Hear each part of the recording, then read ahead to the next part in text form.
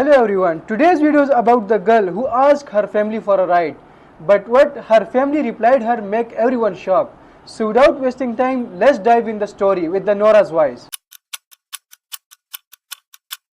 The hum of the refrigerator was the only sound in my kitchen. My phone sat in front of me on the counter, the family group chat still open, their messages glowing in pale blue bubbles. We're already booked for Cabo that week. We deserve this vacation. Don't guilt us, it's just a baby. I could still hear their voices in my head. My sister's sharp, bright laughter, my mother's measured tone that always made her cruelty sound like common sense. I typed 2 words. My mistake. Not because I believed it, but because I wanted the silence that would follow. I rested my palm on my stomach, feeling the faint kick. 7 pounds of life and heartbeat beneath my skin. And yet, in their eyes, still less important than cocktails on a beach. Outside, a storm was rolling in. The wind pushed against the window as the rain began to tap against the glass. A soft, rhythmic percussion that felt like my own pulse. I closed my eyes for a moment, letting the weight of their absence settle. I'd always known they wouldn't be the ones in my corner when it mattered, but I had hoped, foolishly, that a new life might make them different. It didn't. Somewhere in the distance, thunder cracked. I took a slow sip of water, glanced back at the phone and reread the thread one last time. The betrayal wasn't loud. Didn't need to be. It was in their ease, in how quickly they turned my delivery date into a punchline. The rain grew heavier. I picked up my phone again, not to reply but to scroll back through months of similar messages. Missed birthdays, cancelled visits, excuses wrapped in politeness. That was when I realized something. They had never shown up for me. Not once. So this time, I wouldn't be there for them. When they called the hospital 2 days later, expecting to see my face, they'd find someone else entirely. And the reason why would follow them for the rest of their lives.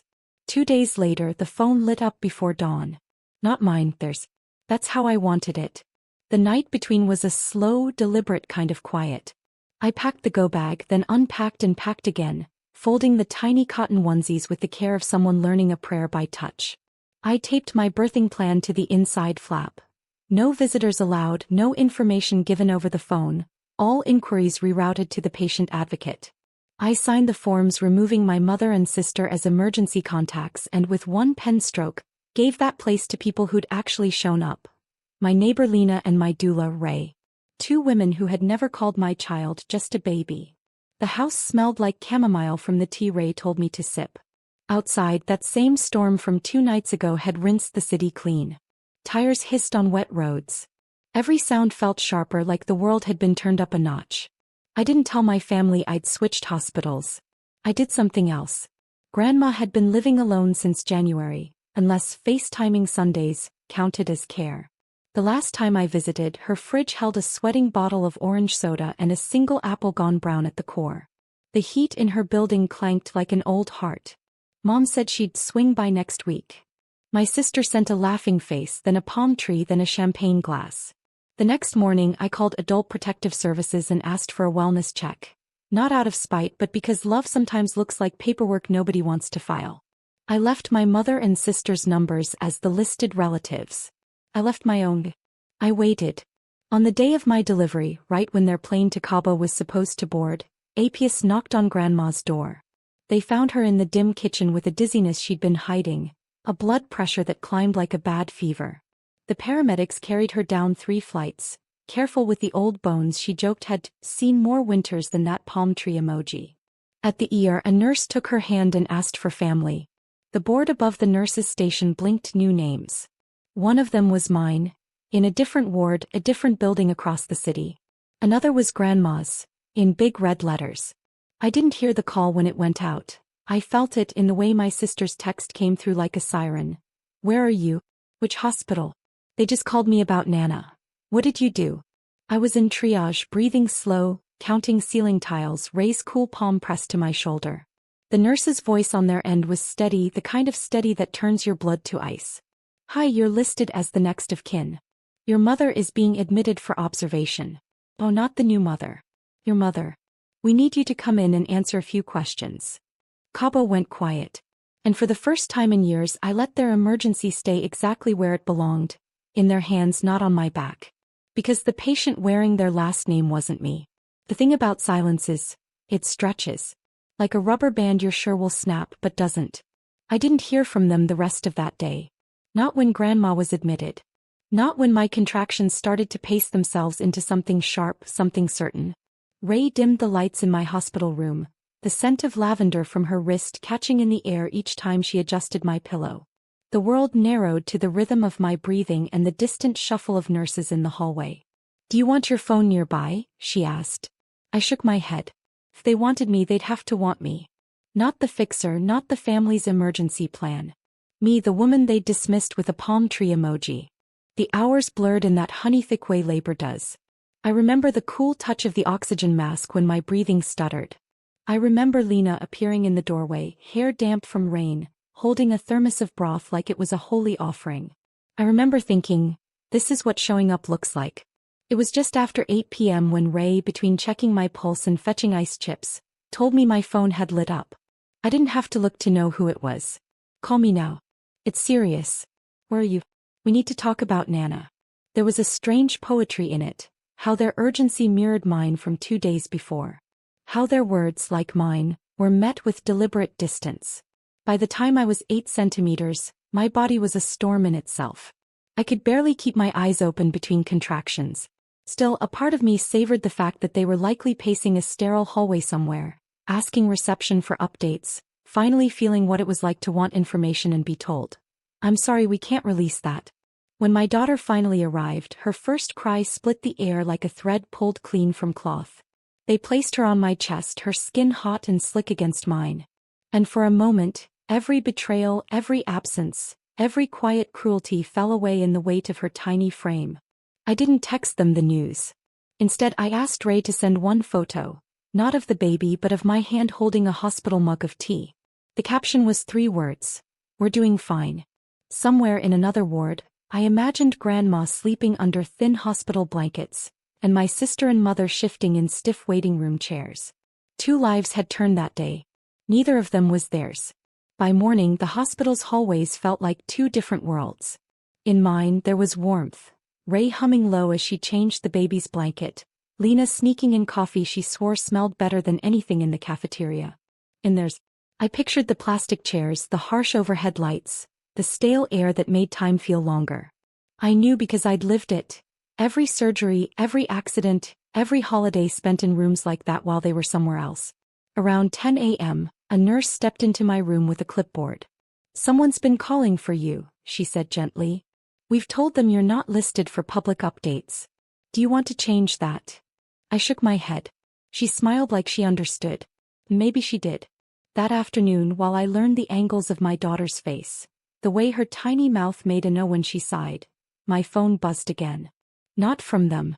It was Grandma. Her voice was thin but steady. "They finally came," she said. They looked scared. I closed my eyes and could almost see it. My mother, sunglasses hiding the dark under her eyes. My sister, arms crossed like armor. "Are you okay?" I asked. "I am now. The nurses are kind. And they keep asking if my daughters are visiting." The pause after that was a soft, cutting thing. We both knew the answer. "They said you were having the baby," she continued. I told them, "You deserve to have people who showed up. Even if it wasn't them." I bit the inside of my cheek hard enough to taste copper. Before we hung up, she added, "You don't owe them your moment. Not after all this." That night, I sat in the dim light of the recovery room and scrolled to the group chat. Their last messages still sat there, unapologetic in their casual cruelty. "We deserve this vacation. Don't guilt us, it's just a baby." I started typing, then deleted it. No, the real answer wasn't in words. It was in what they wouldn't get to see, what they'd have to hear about through someone else. The baby's first laugh. The way her hair curled damp after a bath. The way I'd change her middle name to honor someone who had actually been here. Tomorrow I decided I'd make sure they knew. Not with an invite, but with a photo that made it clear the space they'd left was filled, and not by them. The first attempt came the next morning. Not a call, a knock. Ray was holding the baby when she glanced toward the door. 2 figures behind the glass panel. My mother's perfectly styled hair, my sister's oversized sunglasses. Even from here I could feel the heat of their discomfort. I didn't move. Ray tilted her head. "Do you want me to?" Yes, I said without looking up. She cracked the door just wide enough to keep them in the hallway. I heard my mother's voice, low and urgent. We need to see her. You're not on the list, Ray replied, calm as glass. This is our family, my sister snapped. Ray didn't flinch. Then maybe you should have acted like it before today. The door shut on whatever came next. I sat there rocking my daughter, feeling that same strange mix of sorrow and relief. They were here now, but not because they'd chosen to be.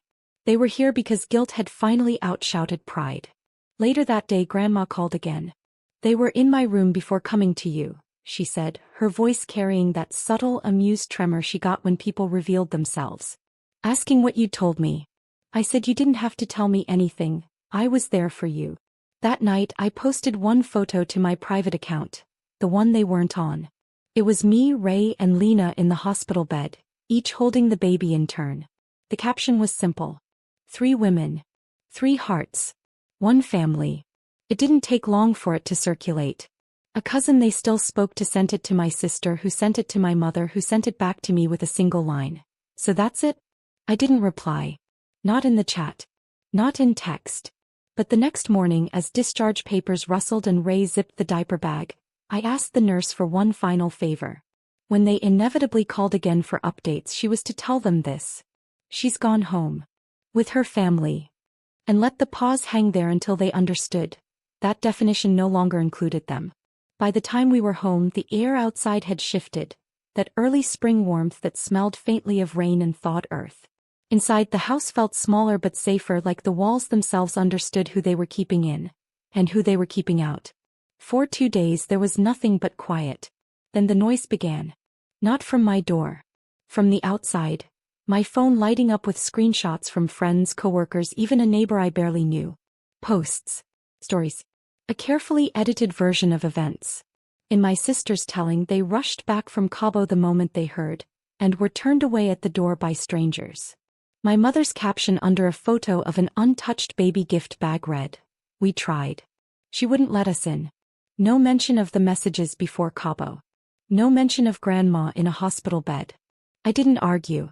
I didn't correct them. Instead, I posted one video. It wasn't of me. It was of Grandma, sitting in her hospital chair, a crocheted blanket over her knees, her voice steady as she looked into the camera. They weren't here for her. They weren't here for me. But others were. I tagged no one. I named no one. But people knew. Family threads lit up. Distant cousins texted me apologies they didn't need to send.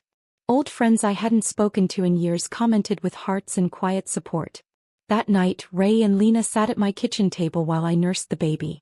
Lena slid her phone toward me, a group chat she was in with mutual acquaintances. My mother's name scrolled past, followed by, "She's making us look bad on purpose." I smiled, small and tired. "I'm not making you look bad," I murmured. "I'm just not hiding the truth anymore." The truth had a way of breathing on its own now. I didn't have to push it. I only had to keep living in it. So I did. Every photo I posted after that, the baby in her crib, Grandma holding her on discharge day, Ray laughing on my couch, was a reminder of what they missed. Not a locked door. A wide open one they'd walked past for years. And the wider it stayed open for others, the more they had to watch from the outside. It happened on a Sunday. A warm one, the kind that pulls the whole neighborhood outside. Strollers on sidewalks, lawn chairs on porches, the smell of grilled corn drifting through the air. Lena had talked me into bringing the baby to the community fair. Grandma insisted on coming too, bundled in a light shawl, her hands steady on the walker. Ray pushed the stroller, her braids swinging against her back as we moved between booths. I saw them before they saw me. My mother and sister, standing near the lemonade stand, faces lifted in that polite public smile they used when they wanted the world to believe everything was fine. When our eyes met, my mother's froze for just a fraction too long. My sister's chin lifted, the way it did when she was about to play innocent. They started toward us, weaving through the crowd, voices pitched just loud enough for people nearby to hear. "There she is. Finally, we get to see the baby." People turned. Faces I knew from the block, from church, from Grandma's building. All watching. I didn't stop walking. But when they reached us, I did something that made the air shift. I stepped aside. Placed my hand on Grandma's arm. "This is the woman who was here for me," I said, my voice steady but carrying in the space between us. who sat in a hospital bed herself and still found a way to make me feel cared for. Grandma's eyes softened, but she understood. Ray smiled faintly, adjusting the stroller. We should keep moving, she said. My mother's mouth opened, to explain, to protest, I don't know. But the people around us had already heard enough. The weight of my words hung there, connecting dots they couldn't unsee. We walked away, leaving them in the middle of the fairground, two women framed by pastel balloons and paper cups, smiling for no one now. By the time we got home, my phone buzzed with messages from acquaintances. I didn't know that's how it happened. They never said you were alone. Good for you. I didn't reply to those either. I didn't need to. Some truths don't need defending. They just need air. And once spoken, they live in the space you leave behind. 2 weeks later, the phone rang. Not the group chat. A direct call from my mother. I let it go to voicemail. When I played it back later, her voice was softer than I'd ever heard it. Not warm, but worn. She talked about misunderstandings, about family sticking together, about the importance of moving forward. She didn't mention Cabo. She didn't mention Grandma. And she didn't say the baby's name. The next day, a card arrived in the mail. No handwriting. Just a typed message: we'd like to meet her. We can bring gifts. I held it in my hands for a moment, then slid it into the bottom drawer of the kitchen counter, the one where expired coupons go. Instead of answering, I spent the afternoon with Grandma on the porch. She held the baby, tracing her tiny fingers. Ray watered the basil in the corner planter. Lena sat cross-legged on the steps, reading aloud from a dog-eared book. This was family. Not by default. By choice. I'd thought revenge would feel like a grand act. Some cinematic moment with a soundtrack and a headline. But it wasn't. It was in the way I stopped giving them the center seat in my life. It was in how they had to explain their absence in rooms where the truth had already been told. That weekend, I took one last photo from my private account. Grandma, Ray, Lena, and me on the porch swing, the baby asleep against my chest. The caption was just 2 words. We're home. I didn't send it to them. But I knew, in that strange, untraceable way, that they saw it anyway. Because the next morning, the group chat went silent. Not muted. Not archived. Just empty. And in that quiet, I realized, the real revenge was never making them feel what I felt. It was showing them they could no longer change it.